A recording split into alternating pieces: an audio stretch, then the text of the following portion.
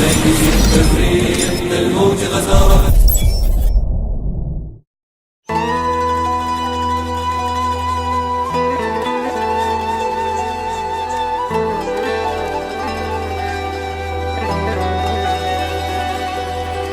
سيدي الرئيس رمضان كريم، وأنت مدعو على الإفطار إذا وجدت بيتي في الدمار. وعادت أمي من الطابور بخبز وقلب مكسور.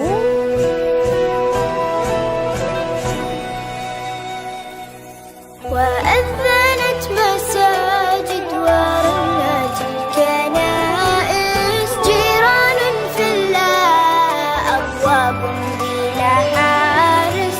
ووصلت مراكب الموت إلى أرض الأحلام دون أن يصبح الأطفال قضية رأي عام. سيدي الرئيس أنا لا أنام،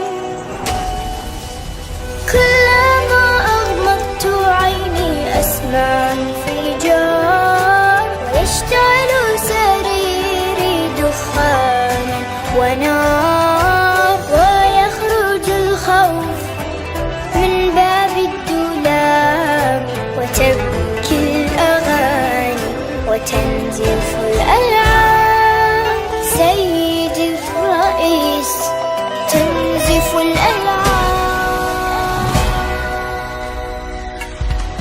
سيدي الرئيس نحن الهاربون، نحن المبعدون، نحن المذنبون، نحن المتهمون بالعبادة، بالعبادة، المحكومون شنقا بالإبادة، الذين قطعت ألسنتنا لأنها نطقت بالشهادة، بالشهادة. سيدي الرئيس سنفطر في القدس عاصمة فلسطين، يكتبها رب الأمنيات العالقة بين يا ليت. سنفطر في القدس عاصمة فلسطين.